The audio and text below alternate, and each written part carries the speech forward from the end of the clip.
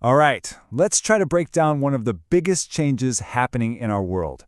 And we're going to do it using a super simple image. You know the one, a guy holding a fat stack of cash. But here's the twist. What if I told you the real power, the real story, has nothing to do with what's in his hand? I mean, you know this guy, right? We've all seen him. He pops up in logos, in cartoons. Heck, he probably pops into your head when you think of the word business. He's got the suit, the briefcase, the plan, and yeah, of course, that big wad of cash. He's basically the universal symbol for money and wealth. So, that leads to the big question for today. For hundreds of years, if you asked what was more important, the answer was easy. It was the cash. Duh. But now, it's not so simple. The real power, the actual story, it might just be hidden away inside that briefcase. Okay, so first things first, let's talk about the obvious thing here, right? The cash, the physical stuff. It feels important, you know? And there's a reason for that. There's this deep psychological comfort that comes with physical money. You can hold it, you can stack it, you can feel the weight of it in your hand. It doesn't need a password, it doesn't need a Wi-Fi signal. For basically all of human history, value was something real, something you could actually touch. But let's dig a little deeper. What is this stuff, really? It's not just some special paper or metal. It's actually built on a very specific idea, and honestly, it's a surprisingly fragile one. So the cash that our guy is holding, that's what economists call fiat currency. Now that sounds fancy, but all it means is that unlike the old gold and silver coins, its value doesn't come from the paper it's printed on. Nope, its value comes from just one thing: our shared trust, our collective belief that the government issuing it will make good on it. It's basically a promise, a story we all agree to believe. And think about what makes physical cash so different, so unique. You can give a bill to someone and bam, the deal is done. It's instant, it's totally anonymous, and it's final. No bank has to sign off on it, no tech company, no app has to give you the okay. It's just a direct person-to-person thing. And, maybe most importantly these days, it works even if the power grid goes down. All right, so that's the cash in his hand. Pretty straightforward. But what about that briefcase? What's that all about? Well, in today's world, that briefcase, it represents pretty much everything else. Let's try a little thought experiment here. I want you to think about all the money in the entire world. I mean, all of it. Every bank account, every stock, every investment.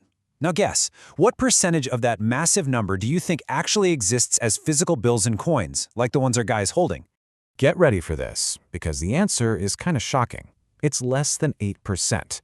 Seriously, just let that sink in. All the actual physical cash in the whole world makes up this tiny, tiny sliver of what we call money.